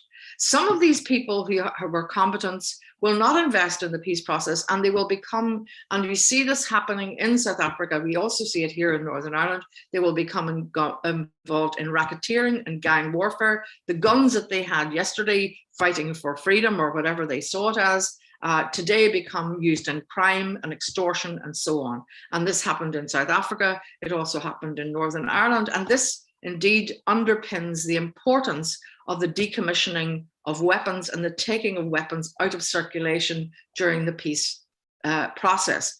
Of course, this is always an imperfect practice, and there are always residual weapons because people don't want to hand in their weapons. They've become very attached to them. They love them. They're their means of survival. So getting weapons out of circulation becomes very important, but also very difficult. But the adjustment over the period of the peace process, emotionally, socially, and physically to peace is a difficult process. Okay, may I have the next slide, please? Public safety and law and order, which is the field that I currently work in, but also one that I worked in during the peace process itself. And so what we have to do is start over again in terms of the public safety and law and order, because law and order in the past very often relies on special and overweening powers on the part of the state to crush insurgency and so on. And that is not appropriate in a democratic, open, and accountable society. So a lot of these powers have to be rolled back. And of course, that's very difficult for the state to concede. And so you need some degree of regime change before this can happen. You saw that in South Africa, where the constitution was rewritten. You see it in Northern Ireland, although we've had several bites at the cherry. The Good Friday Agreement was the initial document, but it's been rewritten several times since. Because of the contested nature and the point I made earlier about some considerable numbers of the society feeling like losers and trying to keep them on board with the document that underpins the peace. But so you have new constitution and you create new rights. You universalize rights, which probably previously were not universal. You demilitarize the prisons, the courts, the police, and you return the army to barracks. Now, all of these are revolutionary processes with huge implications for the economy, for social life, for personal life, and all of that ramification that I talked about earlier. Then you have the very difficult problem of the former combatants who walk amongst us. Here in Northern Ireland, some of these former combatants are now elected members of the parliament. They've held public office. Our deputy first minister was a former member of the IRA, which for decades we were told was a terrorist organization. And he's not apologetic. He wasn't apologetic. He's now dead. He died of natural causes, but he wasn't apologetic for that. He was proud of it. And there are people in the parliament today who are in a similar position. And this, for people who were harmed by his organization, is extremely difficult. But also, it's difficult in my daily work because I meet people all the time who previously carried weapons and would have killed someone like me. How do I deal with that? How do I manage that? Now, for some people, it's my job to manage it, and I must do that professionally. But for many other people in the society, that's a difficult thing to do, and that difficulty it has to be overcome, and we must move on. And yet, that is an extremely big demand to make on the population. Then we have a question, and I raised this earlier, about what happens to the guns. And of course, many of the guns were recirculated, both in South Africa and in Northern Ireland, and I've made that point. But finally, I talk about getting used to parking tickets, because during the conflict here in Northern Ireland, but also in South Africa, there was a great deal of, shall we say, personal freedom to park where you wanted, not to pay taxes, to do all sorts of things that you would get away with because the forces of law and order, the courts and the judiciary were taken up with the fighting of terrorism or whatever you want to call it. And the focus was very much on national security.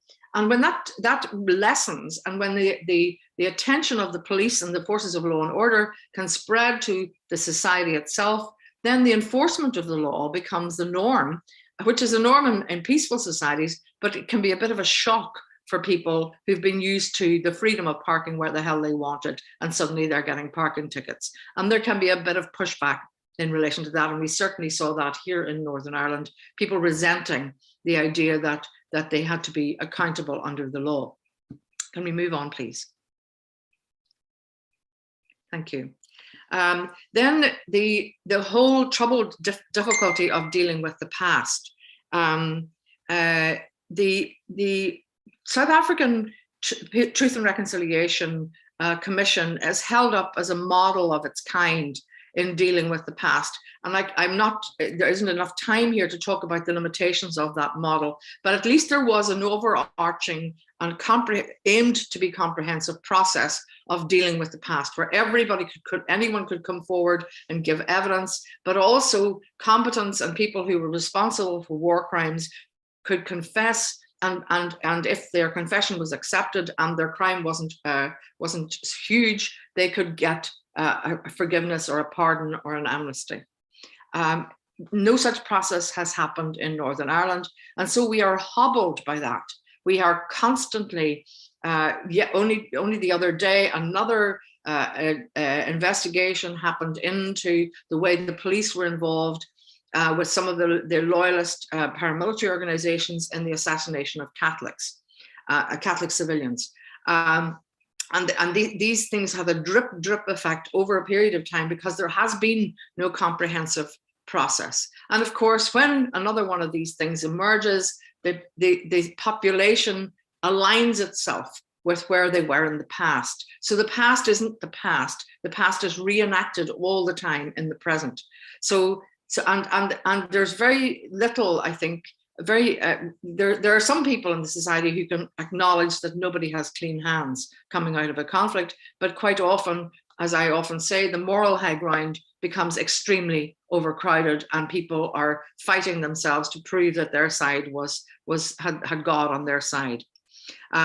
So the issue of who's held to account and how are they held to account is very pertinent and important, and we failed actually to deal with it in Northern Ireland. South Africa did deal with it imperfectly, but at least I think it was better than what we've done here. And at a psychological level, I often say that many of these quests for truth and justice and for the prosecution of people who have committed crimes in the past, and indeed for the demand for reparations, quite often people are seeking to retrieve what is irretrievably lost.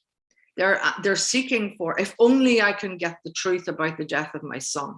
So you get the truth, and that doesn't satisfy you. So now you don't want the truth, you want a prosecution of the person responsible. So you get the prosecution of the person responsible. Then that still doesn't satisfy you because you still don't have your son back. The issue is you can't have your son back, and accepting the loss, the irretrievable nature of loss, I think is an individual, but also a societal problem. And then finally, history is contested. In South Africa, there's been more success because of the overwhelming regime change that happened there. And there can be no doubt about the wrongness of apartheid in South Africa, whereas what happened here in Northern Ireland is a very much more grey area for many people, and there isn't one version of what happened in the past was wrong. There are many versions, and therefore we continue to fight over history, and we are involved currently in a war by other means, and what we refer to locally as whataboutery. I say, for example, my relative was killed in the conflict, and somebody from the other side says, yes, but what about? So we talk about whataboutery as this kind of war by other means. May I have the other slide, please? Thank you. So then we come to economic well-being. And the question, of course, referring back to Dr. Malik's talk earlier, whose well-being are we talking about? We are told, for example, in the post-conflict period, the economy is doing well. But what about the people who are disenfranchised, who are impoverished by the actual arrival of peace? And how free a market, what kind of model of an economy will we instate after the end of conflict? Let's go to South Africa. During the conflict itself, the ANC was, one could loosely say, a socialist organization that believed in ending poverty and so on. When the transition happened, they did all sorts of deals to get international aid from the United States, from Europe, and so on. And with that aid, with those inward investments, came conditions. And those conditions instated in South Africa a more or less free, semi-free market model. So actually the aspirations of the past, when people are in opposition, when they're fighting for freedom, when these people come into power, when peace happens, quite often the compromises in the post-conflict period mean that the promises made to the impoverished and so on are not delivered. And this has been the case in South Africa. And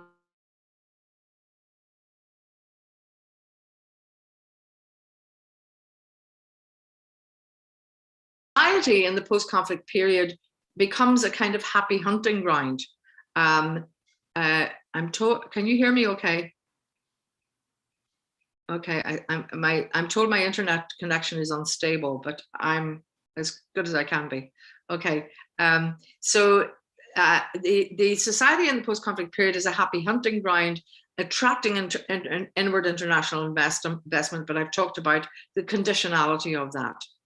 And yet peace is definitely a local opportunity. And I can refer to the blossoming of Belfast as an international tourist destination, if nothing else. The vibrancy of that city, and indeed the same happened in Cape Town. Beautiful cities, now a pleasure to go into, but also now palaces of capitalism. And quite often they become cosmopolitan centers rather than representing their own societies because of the previous allusions that I've made to the happy hunting ground and the inward international development. So peace in many ways is lost for many people. The war economy disappears, and there are people who did very well in the war economy, and it does leave losers. May I have the next slide, please? Oh, that's it. There we are. I'm done. Thank you very much.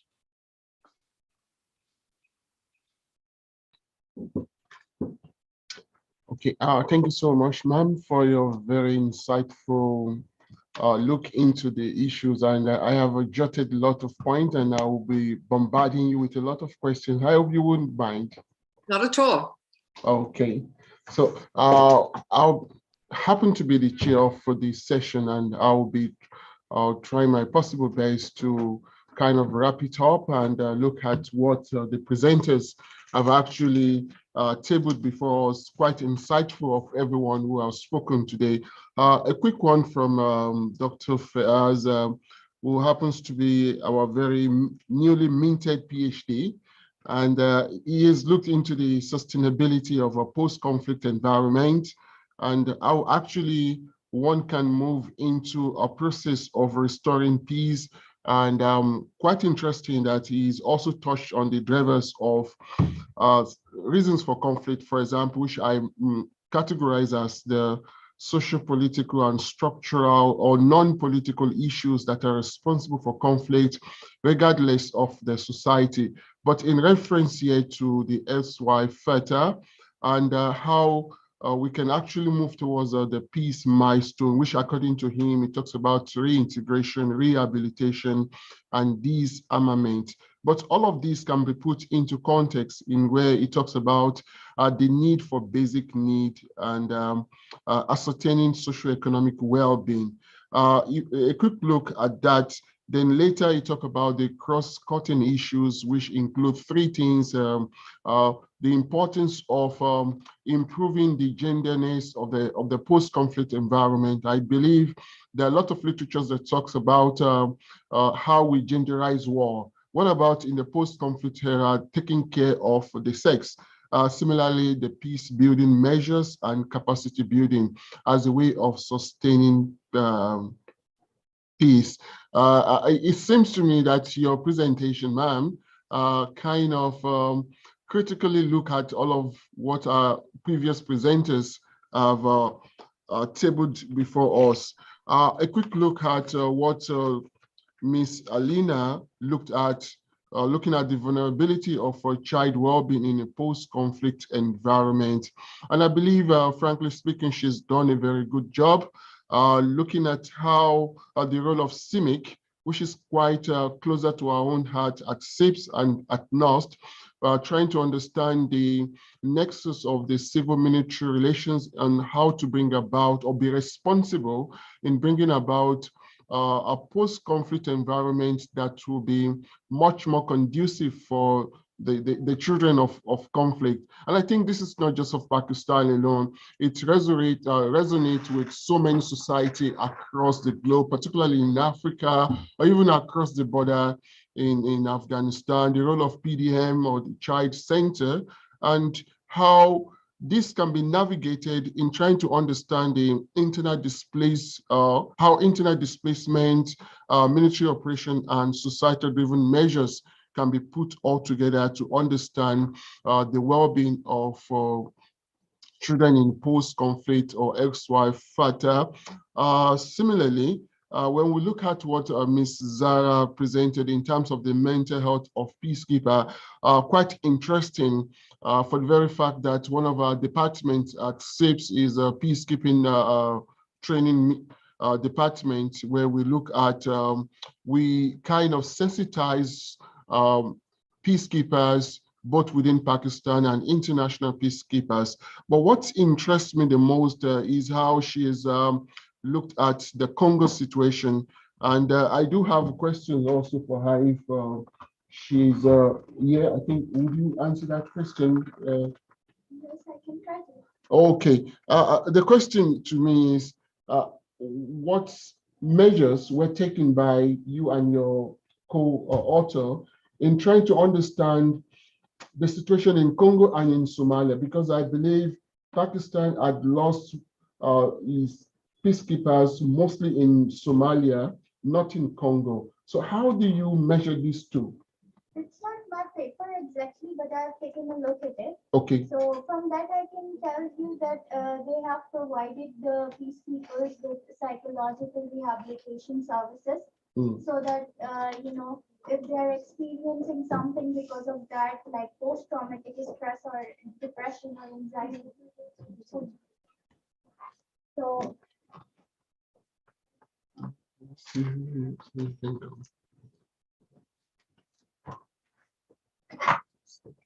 So I would like to mention here that it was not basically my research work, but I have read it, so I can answer the question. And Pakistani army basically has introduced certain measures there to rehabilitate their personnel, which whom they send for the peacekeeping.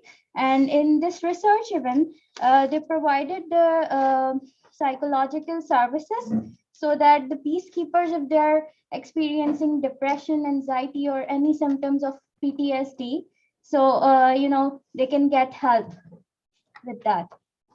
Yeah, but maybe for further research, we might want to do a comparison of other areas where Pakistan peacekeepers have actually encountered serious casualties. So if you look at, like I said, in Somalia, and in my understanding, I also believe that Congo is one of the most severe places where Pakistani peacekeepers have been sent. So it was quite astonishing with the data you presented. So that was the reason why I'm probing into this much more. Well, if you look into the current situation of Pakistan, you'll get your answer, because our military personnel are actively involved in combats and all kind of, you know, missions which involve the active worship and all that. So for them, peacekeeping is not that big of a, you know, situation to be in, because even the author has mentioned that for them, peacekeeping comes with lots of incentives, like that the perceptions of deployment, how they look at it. They look at it that it comes with the financial stability and lots of other incentives. So that's it. Okay.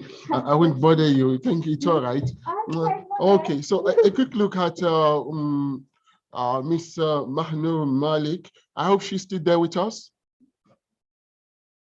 Yes, sir, I'm here. Okay, very good presentation. A quick round of what you've just presented, looking at intellectual well-being. instead of deprivation. But I wanted to ask a very pertinent question. How does your paper conceptualize the notion of well-being?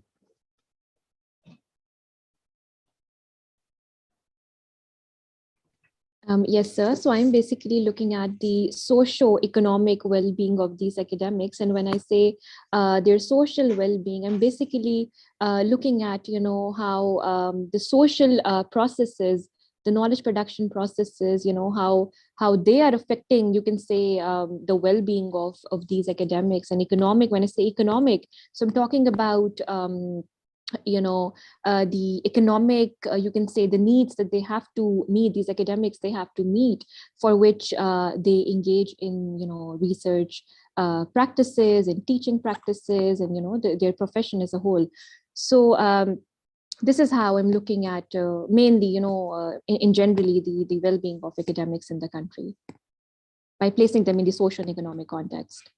My second question for you, or a kind of interrogation into your very good presentation, is how does research kind of criticize that which you base your thesis upon? I hope you get the question.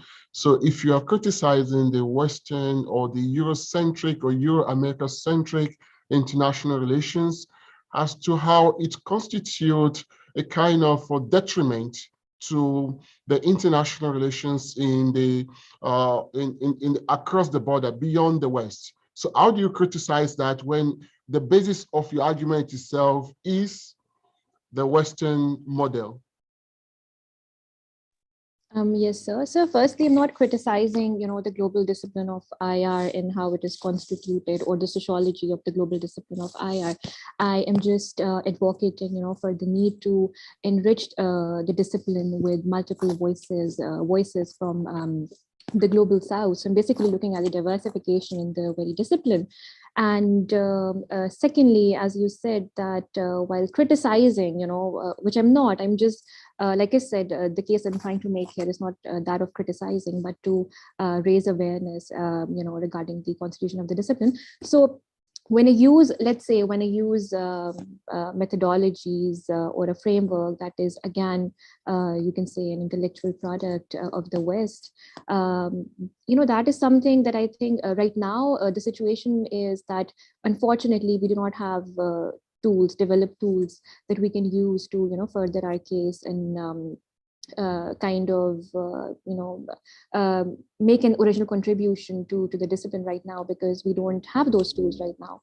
So that is, again, something that we really need to work on. And a wheel has to move, and when it has to move, you need to have something initially at your disposal. So right now, these are the tools that we have, and using them is not a bad option here, because, again, this is all that we have right now.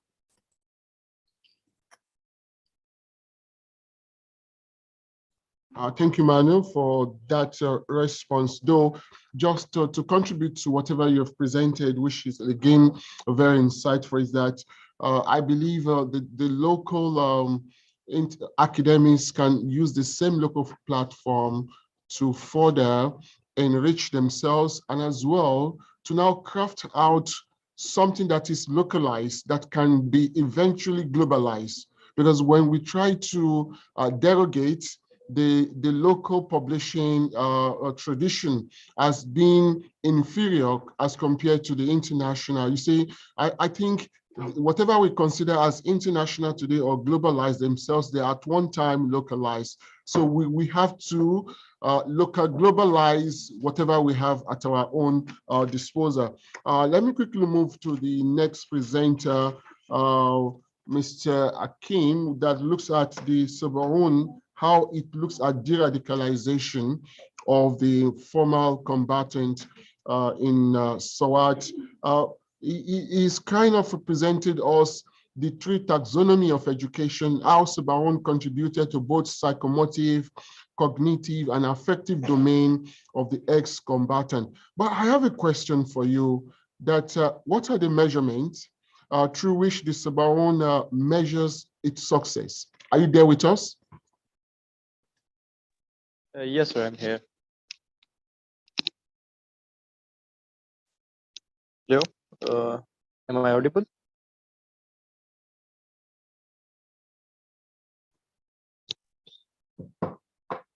Yes, I think you are. Hello. Please go ahead.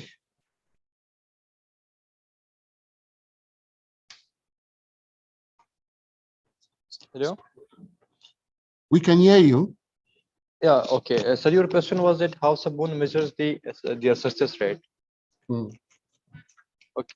So first of all, this Sabon program was under the control of Pakistan military, and all the success rates and all the results are undertaken by all the surveys and results are undertaken by the army itself. So they are of the view that all the majority of the students, mostly 99% of the detainees that were reintegrated into society after the rehabilitation program, they are now living as a law-abiding citizens, having a proper proper thinking and a proper value of life. And now there is none of them has ever returned to their life in extremism, or no one has been returned to the extremists or Taliban, and everyone is now living proper and law-abiding and well planned life.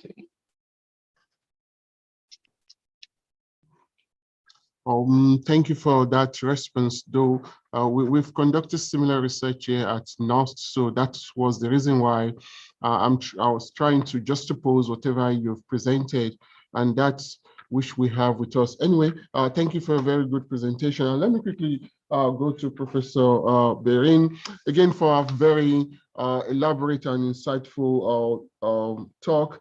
But I might want to indulge you in a few questions, ma'am, if you wouldn't mind.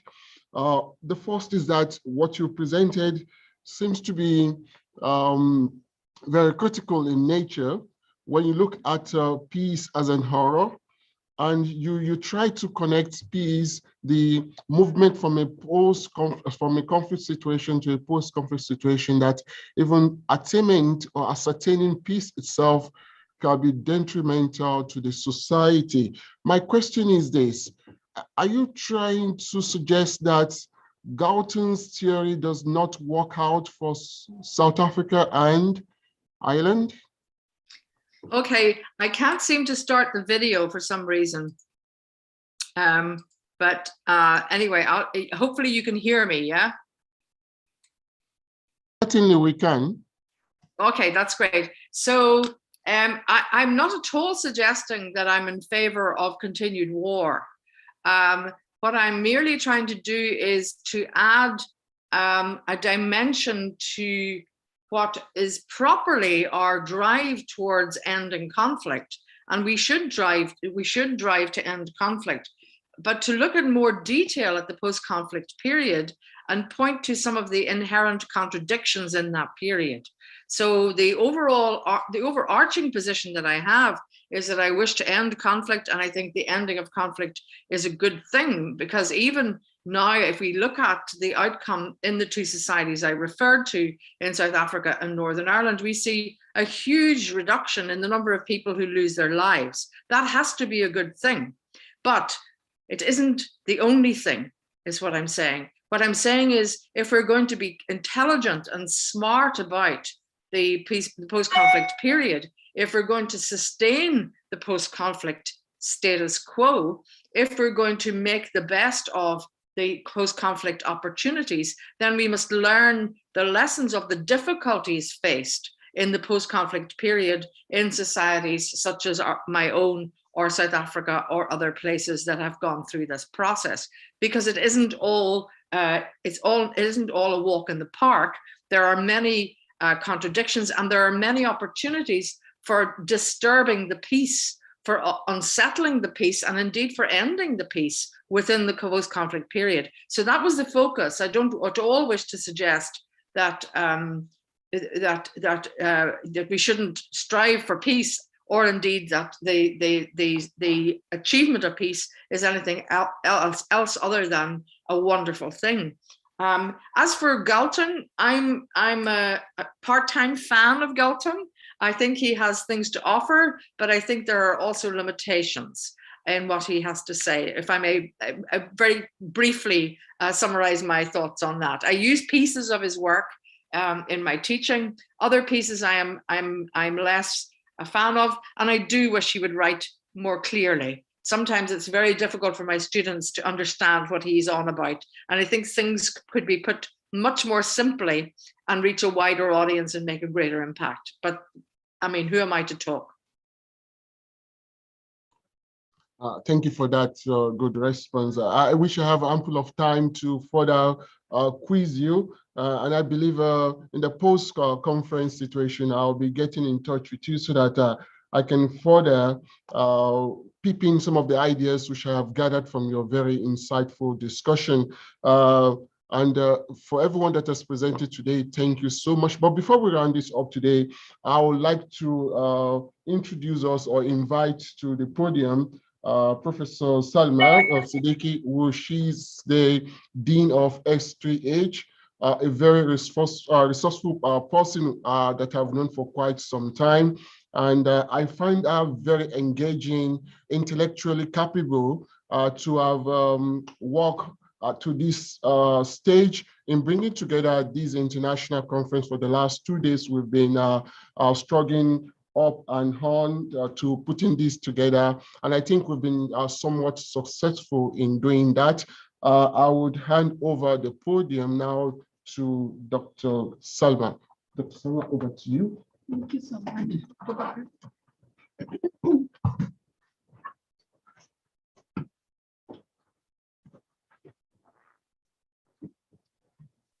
Thank you so much, Dr. Bakar, and everyone else who's out there and still attending our sessions, the audience. Thank you, especially Dr. Mary Vereen.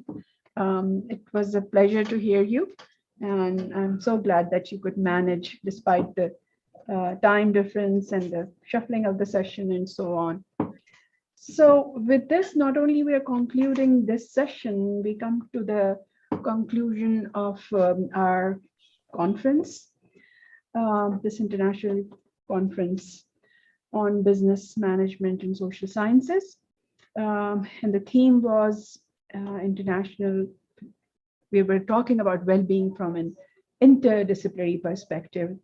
And there were many sub-themes, as many of you who have attended these sessions would know, social integration and community well-being, media communication and well-being, child and adolescent well-being, and then there were sessions on crisis and disaster management, family and interpersonal relationship, organization and individual workplace well-being, global health, social, economic well-being in the post-conflict setting that we just ended.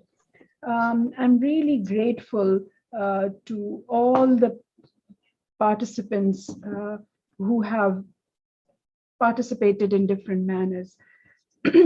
Very eminent keynote speakers from all around the world that have, like, despite the time difference, and some have really delivered their keynote address at very odd hours at their side. So I must thank all of them. Mr. Javed Jabbar from Pakistan, Professor Dr. Jawad Sayed, and there were other, like Dr. Mary Breen Smith, Dr. Jed Megan, and there were Dr. Bruce Friedman, very enlightening lecture today, Dr. Ron Kaufman, and Brigadier Fayaz Hassan Shah, Dr. Yasmin Khan. So all of these have delivered keynote speakers, and there were many session chairs who themselves have added a lot of value to our sessions. And I see many colleagues from different parts of the country, Dr. Shahida, Dr. Rubina Hanif, Dr. Rubina Kidwai, and Dr. Adnan, Dr. Farhab Basi, Dr. Ahmad Waqas, Dr. Siham Sikandar, and many colleagues from other places. I don't want to miss anybody, but there are many who are there from different places. And the papers, I think there are many papers that were not only presented in details, but also listened to with patience as well. And there were very pertinent questions that questions were made, and then they were answered as well. I did attend many of the sessions halfway through to attend the others because they were parallel sessions. And I was really pleased by the engagement that the different audience at the different rooms were displaying. And I'm really hopeful that all the participants and the audience have carried some understanding from these deliberations and the work that was presented, because our effort was that in this time, the time that we are living in, especially when we say that we are entering into a post-pandemic era, hopefully, what is it that we have understood with regard to well-being as a policymaker, as an engineer, as a scientist, as an academician, as somebody in governance? What is it that we need to pay attention to?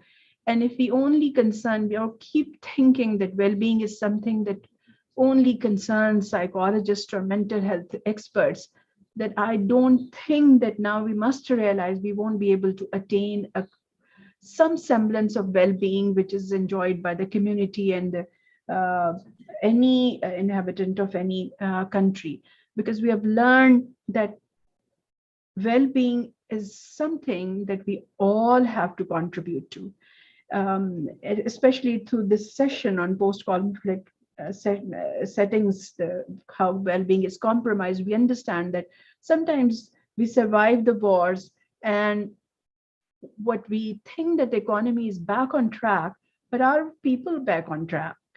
Those lives that have been lost in the conflict that has really had a toll on the families and the relationships, is it going to be okay? So there's certain trauma, certain loss that can never be overcome, and that there's intergenerational trauma that we now know about. And not only an individual suffers from intergenerational trauma, communities and societies suffer from intergenerational trauma.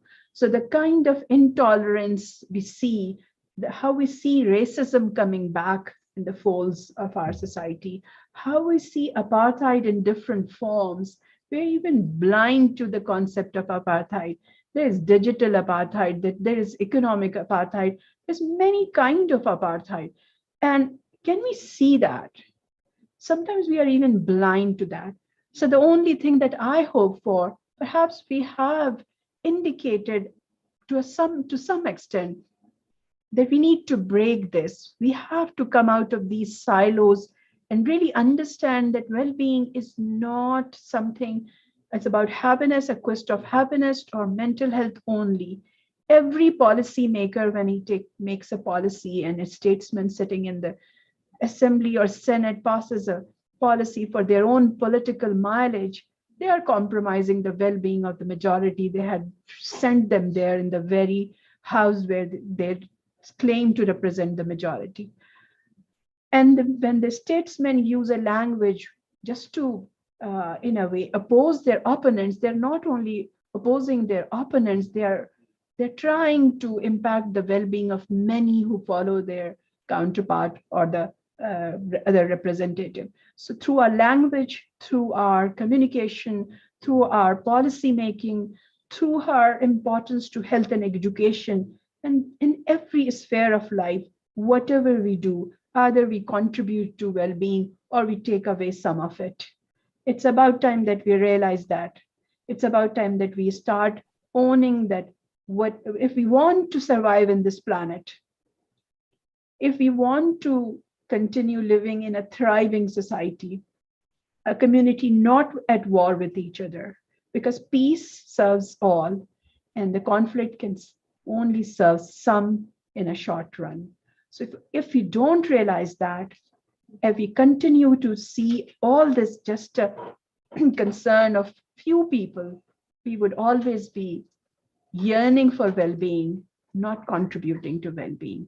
I hope next time we have a conference on well-being and there are many engineers who are presenting their papers. I hope there are many bioscientists presenting their paper and they're telling how they're using new technology and keeping in mind that none of it is compromising the well-being of their own consumer. I wish we can expand the understanding of well-being to that extent. That would be the day when we would see that really well-being is understood from an interdisciplinary perspective. But I live with hope. I try to stay optimist. So I think that this is the beginning of our effort. And this is what we could do, that introduce this and ask people to let's deliberate that how can we make this an interdisciplinary concept. I'm really thankful to everyone who has contributed in the organization of this conference, apart from the presenters, keynote speakers, session chairs, moderators, assistant moderators, my IT staff who has really enabled us to connect us through this digital platform to so many people who are presenting from different parts of the world. So I'm really, really grateful for my IT staff and all the administrative staff, the different departments of university, the administrative staff, the research and innovation department, academic department, and my students and my faculty. And most of all, I congratulate my co-organizer, Dr. Sidra Irfan, because she was the one who came up with the idea and we said, let's do it. So my heartiest congratulations to her and everyone for making this a successful event. I wish you all well, stay well, contribute to the well-being of others, and thank you and Khuda Hafiz from here.